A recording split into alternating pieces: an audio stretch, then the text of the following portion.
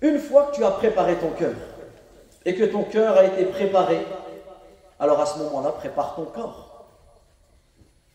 Est-ce que c'est seulement le cœur que je dois préparer? Bien sûr, c'est la base. Bien sûr, c'est la chose la plus importante. Mais une fois que tu as préparé ton cœur, alors maintenant, prépare ton corps. Parce que ton corps se doit d'être préparé lorsque l'on vient à la mosquée. Naam, tu te dois de soigner ton apparence. Tu te dois de soigner ton apparence. Lorsque tu viens à la mosquée, tu ne te rends pas à n'importe quel endroit. Salam. Tu ne te rends pas à n'importe quel endroit. Rends propre ton corps. Et tu te dois de t'écarter de toutes les mauvaises odeurs qui touchent les prieurs et les anges. Ça, c'est une règle. Avant de venir à la mosquée, je prépare mon cœur et ensuite je prépare mon corps. Et entre dans la préparation du corps le fait de dégager de ton corps toute mauvaise odeur. Pourquoi? Parce que celui qui entre à la mosquée avec une mauvaise odeur, une mauvaise haleine, une mauvaise odeur, il va déranger les prières, mais il va déranger les anges aussi. Les anges qui sont avec nous à la mosquée.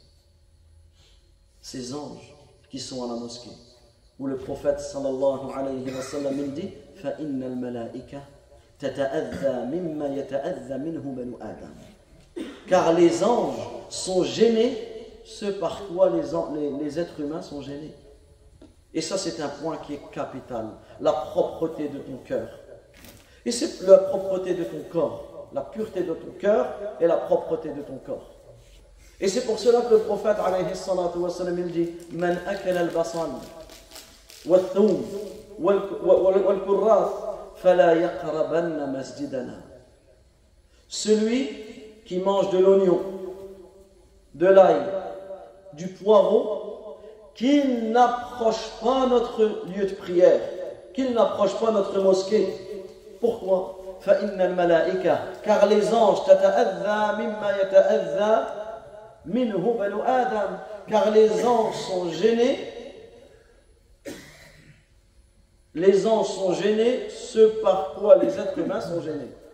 Ce qui nous gêne, automatiquement cela va gêner les anges. Alors bien sûr, ici, pourquoi le prophète alayhi salatu wa salam a cité l'ail, l'oignon, le poireau? Par rapport à la laine que ça dégage. Mais si ces aliments ont été cuits, ils ont été cuisinés et cette mauvaise haleine disparaît, dans ce cas-là, il n'y a pas de mal à cela. Il n'y a pas de mal à se rendre à la mosquée. Mais ce qui est voulu ici, c'est quoi? C'est l'odeur. Tant que cette odeur, tant que l'odeur est mauvaise, tant que tu as une mauvaise odeur sur ton corps, ne te rends pas à la mosquée. Et là, on parle d'un poireau. Quelque chose qui est licite. C'est pas interdit de manger du poireau, de manger de l'ail, de manger de l'oignon. C'est pas interdit. Mais que dire de ceux qui sont éprouvés par la cigarette?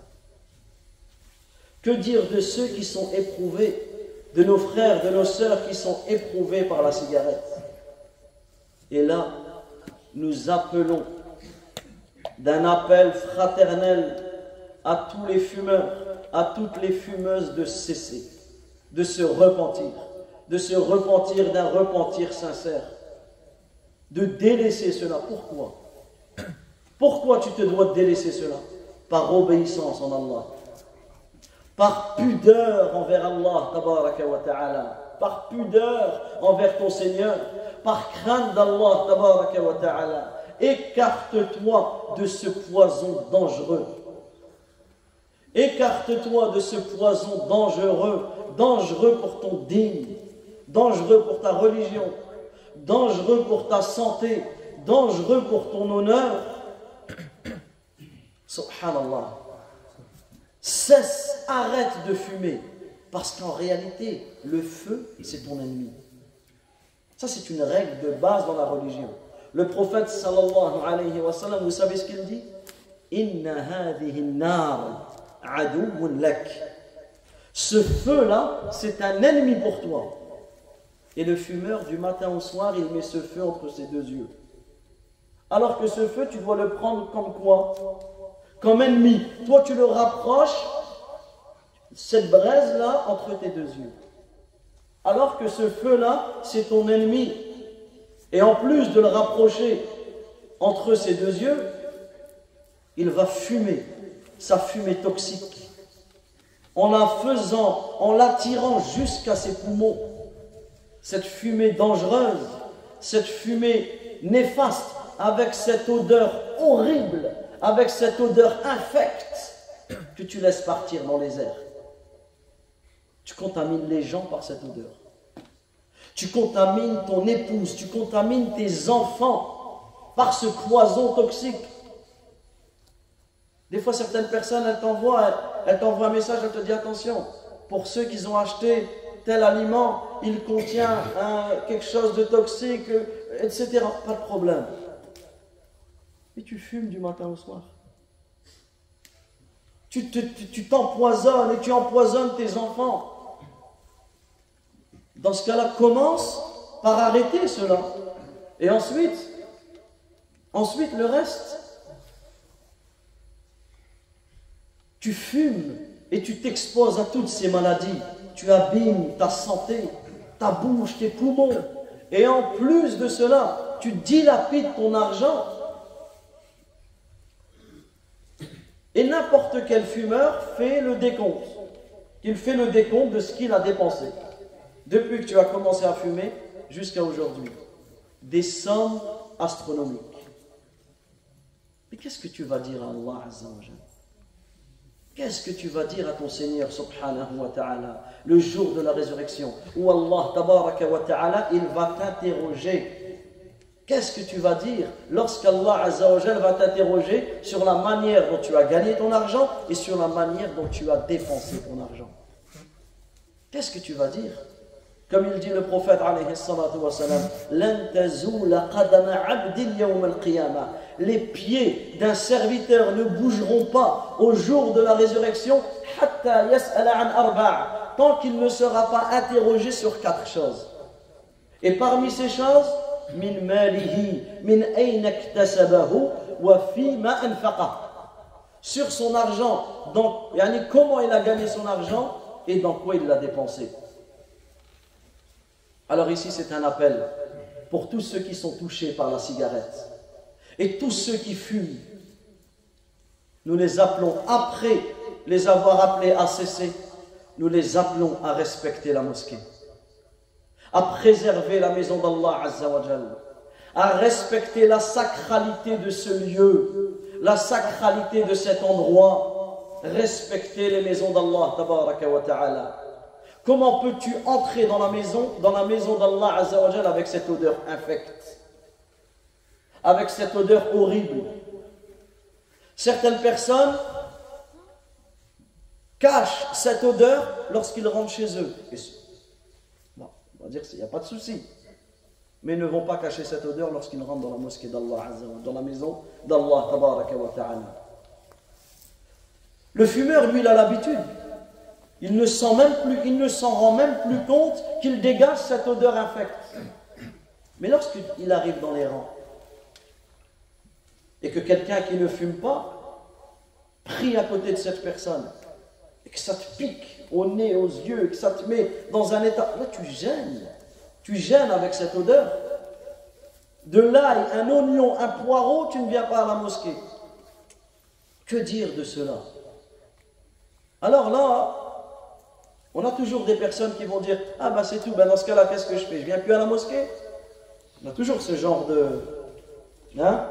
Dans ce cas-là, je fais quoi? Je viens plus à la mosquée? Que faire?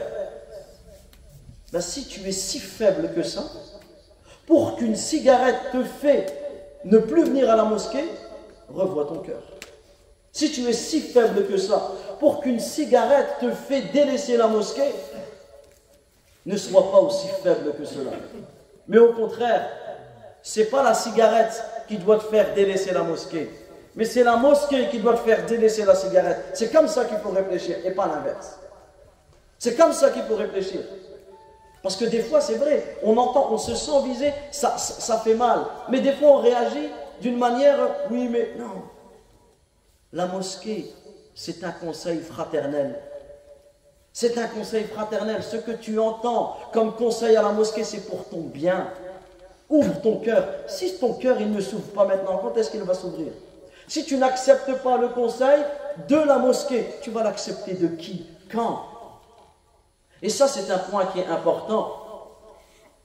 Choisis. Donc, arrête complètement, tu vivras mieux. Et c'est meilleur pour toi.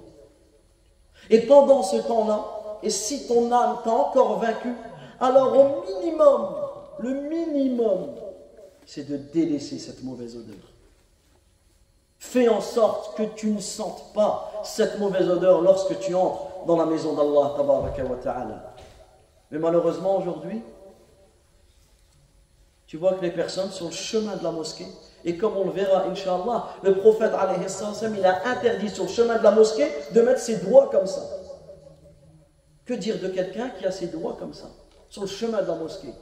Aux abords de la mosquée, toi tu entres à la mosquée et tu reçois la fumée de ceux qui sont aux abords de la mosquée.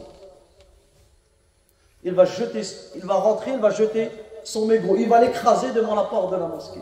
Où est la sacralité de la mosquée? Où il va fumer, et surtout ça pendant Ramadan.